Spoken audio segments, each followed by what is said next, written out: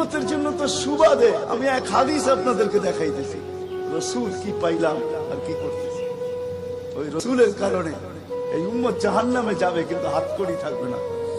এই উম্মত জাহান্নামে যাবে, পায়ে বেড়ি থাকবে না। এই উম্মত জাহান্নামে যাবে, গলায় শিকল থাকবে না। এই উম্মত জাহান্নামে যাবে, চেহারা কালো হবে না। অথচ জাহান্নামীদের চেহারা কালো হবে, এই উম্মতের চেহারা কালো হবে না। একজনের চেহারাও কালো হবে না।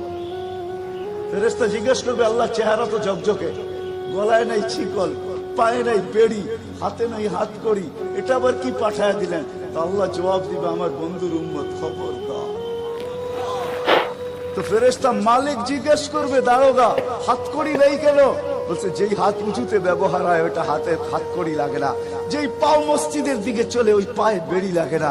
যেই কপাল আমার কুদরতি পায়ে জীবনে একবারও আমাকে পাওয়ার জন্য ঠেকায়া দিছে, সেজদা করছে, ওই চেহারা কোনোদিন কালো হয় না, গলায় কোনোদিন চিকন লাগে না।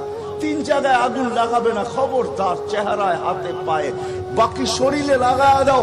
আগুনকে যখন মালিক হুকুম দিবে ধরার জন্য, আল্লাহ আমাদেরকে শিখায় দিবে, স্মরণ করায় দিবে, আমরা কলেমা পড়তে থাকবো।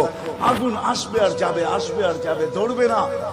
1 বার 2 বার 3 বার হবে, মালিক কোরা চার্জ করবে, লাঠি চার্জ করবে, ধরিস না কেন? তো আগুন বলবে, লাইসালি সুলতানুন আলা মান ক্বালা লা ইলাহা ইল্লাল্লাহ মুহাম্মাদুর রাসূলুল্লাহ। এই কলেমা যে পড়ে তাকে ধরার ক্ষমতা আমার নাই। তারপরে আল্লাহ নিজে কি করবে? ইমাম কুরতুবী রাহমাতুল্লাহ আলাইহি লেখেন, ফাআমাতাল্লাহু মাউতাতান, আল্লাহ আমাদেরকে ঘুম পড়ায়া দিবে। মৌতের যেরকম ঘুমের দোয়া, মৌতের দোয়া আর ঘুমের দোয়া একই দোয়া। আমরা ঘুমের দোয়া পড়ি, আমুতু আহিয়া, আল্লাহ মরতে চললাম, কাল সকালে উঠবো না।